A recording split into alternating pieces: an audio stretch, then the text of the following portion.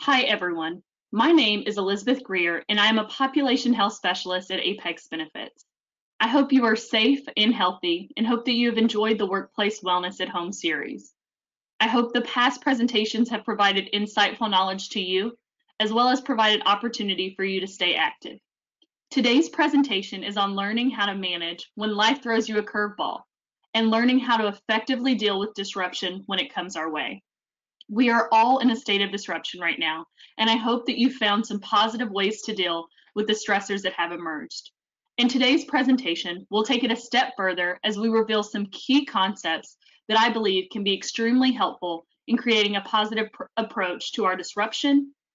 And I hope that this presentation can be a key reference for you both today and in the future. Let's get started.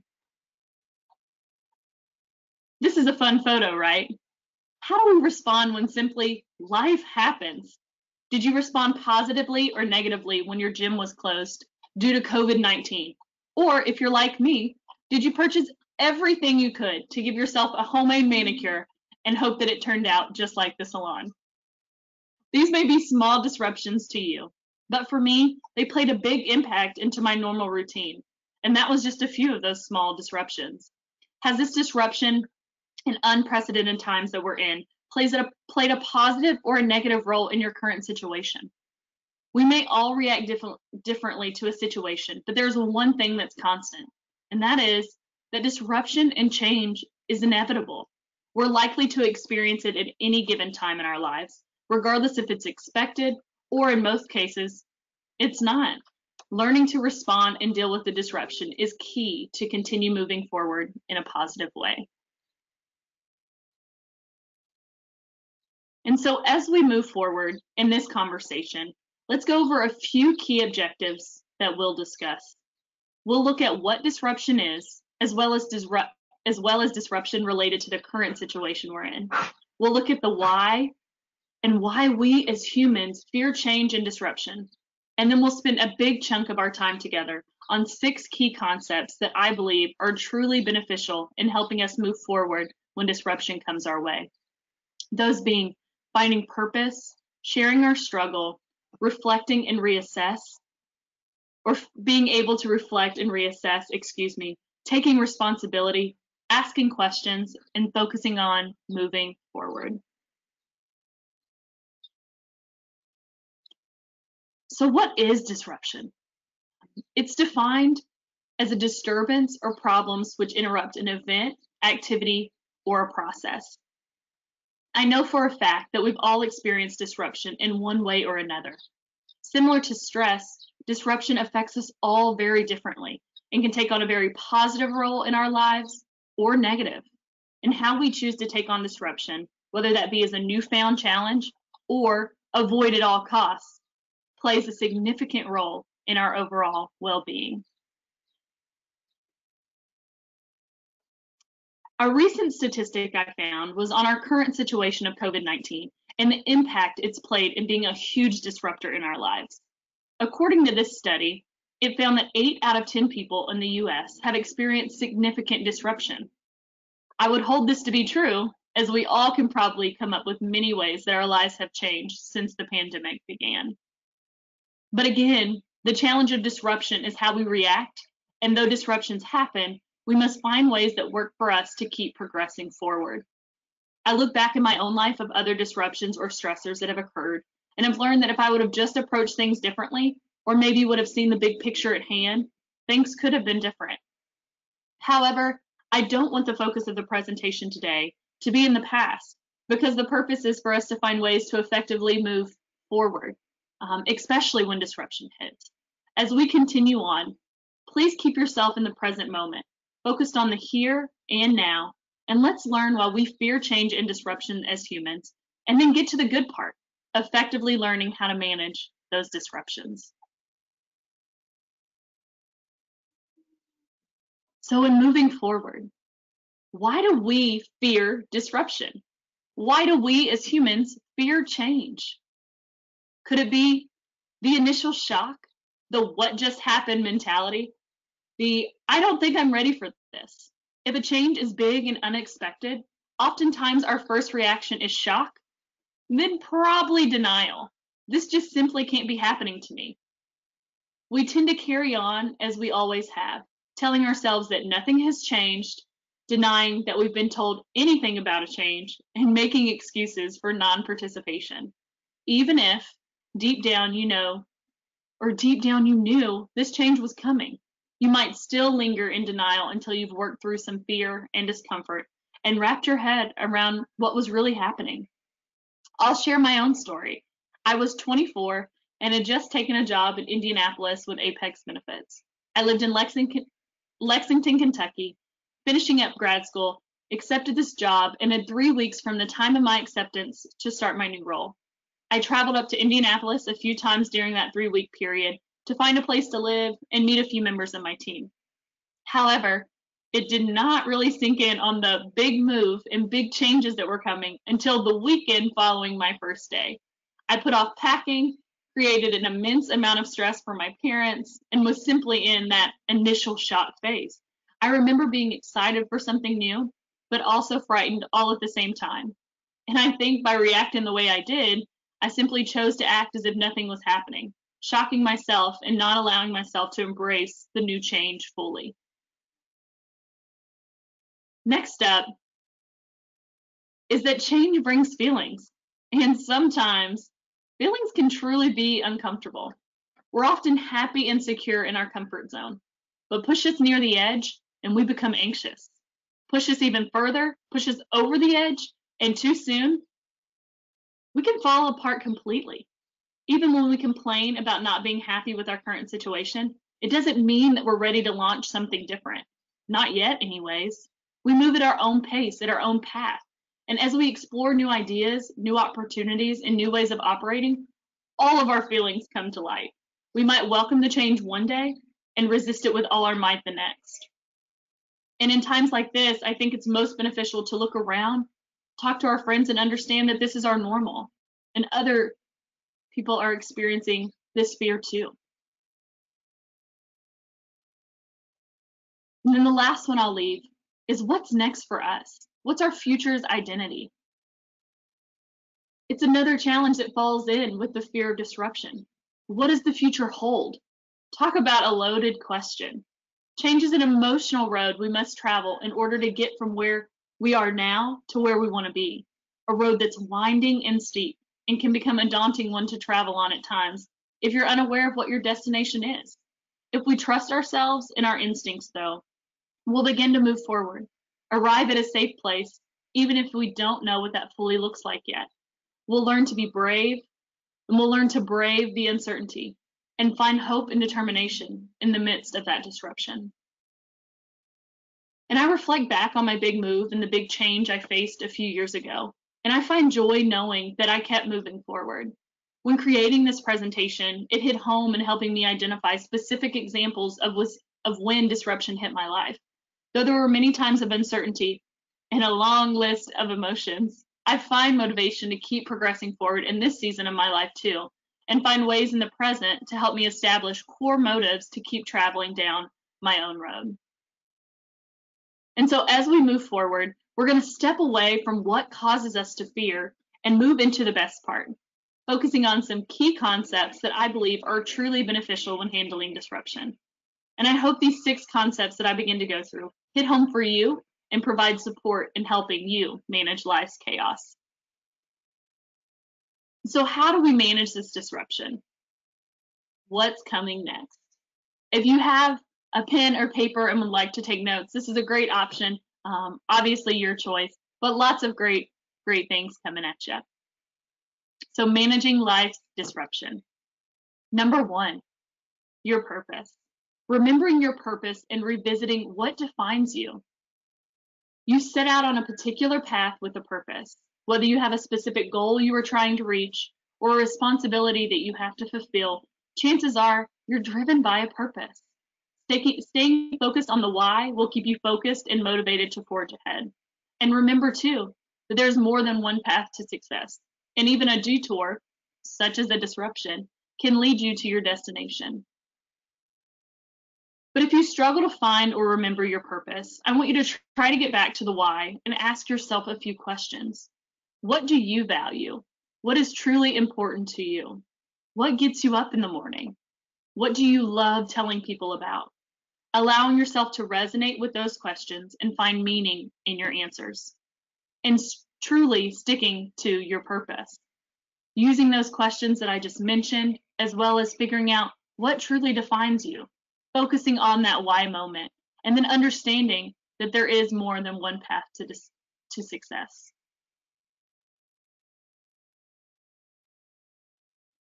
I'm sure we've all heard the saying, the struggle is real.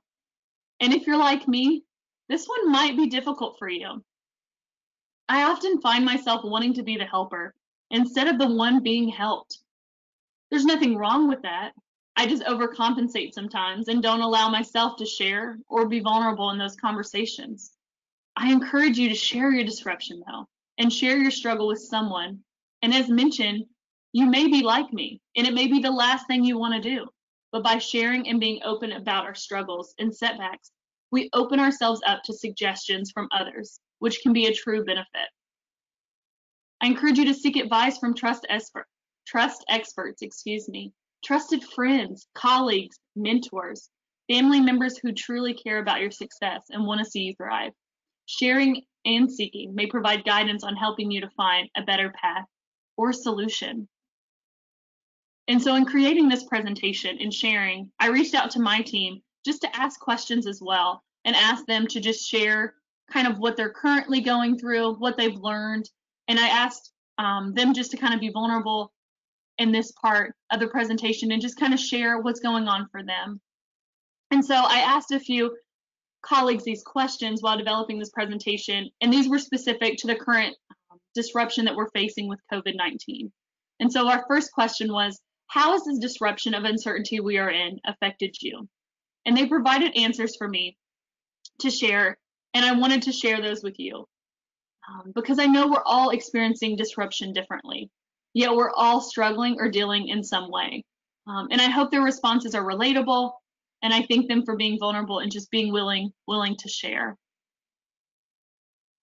And I think these are all questions that it's easy to ask for yourself as well. And as you continue reading over their responses, I have another slide to share as well. I'll share mine. As this uncertainty hasn't been easy. As someone who is an extrovert and thrives when I'm surrounded with people, I've had great difficulty finding that niche and finding what motivates me to keep moving forward or keep progressing. There are good days and there are definitely bad days, but I've found to be hopeful and come to be truly thankful for technology, such as the opportunities that we have today with the webinar, but also the virtual meetings. And though we're not in person, having the opportunity to still be active through other means of communication. And I'll just let you read this last slide of just a few of their responses as well.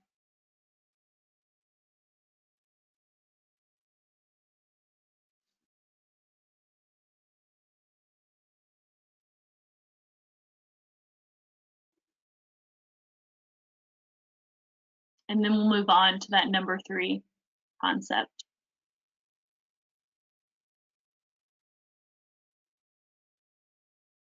So number 3, reflect and reassess. I encourage you to think with a clear head when life throws you a curveball. Again, easier said than done, but reflect. Was it in or out of your control? Stop, take a breath, and reflect on the situation. Lay it all out there and go through the details. If it was within your control, reassess your plan and revise to include the necessary adjustments to help you be better prepared to get across that finish line or to handle the next disruption. If it was out of your control, use what we've learned so far, accepting that things are not always in your control, but still striving to find your purpose and resonating on that and sharing your experiences with that trusted person or few people that matter to you. Help them help you to get back to where you need to be and give you the efficacy to continue moving forward.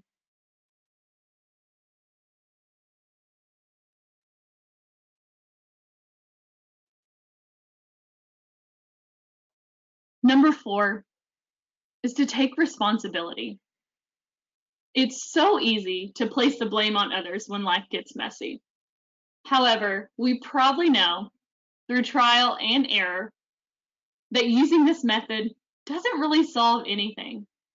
Redirecting responsibility is the complete opposite of problem solving, and it relinquishes our control of the situation. Would you agree? Instead, I'd encourage you to take a good, honest look at the situation and regroup, following through with the number 3 concept of reflecting and reassessing if needed. Accept responsibility where you can, and don't allow yourself to get fixated on things out of your control. And also don't forget to keep your head in the game to keep you moving forward. And I'll repeat that one more time because I think in so many situations, it's very important that we take on our own responsibility. And so I encourage you again, take an honest look of your situation and regroup. Learn to accept responsibility where you can, but don't get fixated on things out of your control. And in doing so, keep your head in the game to keep you moving forward. There are 2 concepts left, and I believe that they are key in helping you move forward. This presentation is focused a lot on progressing, and I hope that you feel motivated and take all that you've learned thus far and apply it in a truly positive way. So let's move forward to those last 2. Asking productive questions. And why did this happen to me? Isn't one of them. I want you to focus on the questions that will produce results and will help you get to the core. Some of those questions could be, what can I do? What can I do to recover from this setback? What did I learn from this experience? And what can I do in the future to avoid a reoccurrence? Again, I'll read those aloud. What can I do to recover from this setback? What did I learn from this experience? And what can I do in the future to avoid a reoccurrence? And so I asked another question to my colleagues. And again, I'm so grateful and thankful that they submitted their responses to me and were willing to allow me to share. But that question was, when we return to some sort of normalcy, will you take anything that you've learned and or experienced during this, will you take anything you've learned and or experienced during quarantine? And so you see that question above as well. When we return to some sort of normalcy, they were asked, will you take anything you've learned and or experienced during quarantine? And I'll share their answers. And it's a hard question to probably answer in a few sentences, but a truly important one. For me, there's so many things. We've had to make changes, adapt, make new changes, adapt, and make new changes. Talk about resiliency and learning to work under different circumstances. Many of us have had our lives altered in small or in really big ways, and we've learned to adapt. We've made it work, and I commend us all for doing so. Kudos to you, and pat yourself on the back. But I think the biggest thing for me that I'll take from all of this is never taking the people I surround myself with for granted. That being my colleagues, my friends, my church, the people I interact with on a normal basis. I've learned to communicate differently, but I truly have missed that personal connection that you only get, and that personal feeling of comfort that I only get after being with the people that matter to me most. And so I encourage you to answer the question too, and find some positive along the way. What is something positive that you've learned and or experienced during your quarantine? And I welcome your feedback and would love to hear. And I'll share my contact information at the end of this presentation if you're willing to share that response. But what is something positive that you've learned and or experienced during your quarantine? Whether that's writing that down and just reflecting on that as we've kind of led through this presentation and finding some positive along the way.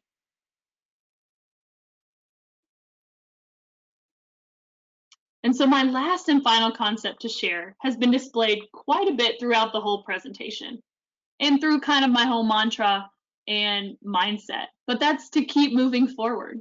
If you want to keep a bad situation from getting worse, find a way to stay positive. It will not only make a better overall experience, but it will also help you stay open to identifying opportunities for growth and improvement. We've also learned in past webinars about mindfulness, and in situations like these, how extremely important it is to not dwell in the past, but rather in the present, seeking and moving forward to your future. And that's what this diagram kind of says. We're no longer allowing ourselves to focus in the past, but our body is present. And we want our mind to get there as well, but really focusing on that present moment and then allowing that moment to move us forward toward our future, but being in the here and the now. And so I encourage you to allow mindfulness to play a key role in this area of your life, helping you to not dwell in the past, but rather in the present, in the here and the now. What am I doing right now? What am I doing right now in this moment? And allow this practice to help you seek and move forward for what's next. And just allowing yourself to be in the here and the now, taking in your surroundings, taking in each moment, and creating a space and an opportunity to truly be present. And I'll let you reflect on that slide for just a moment.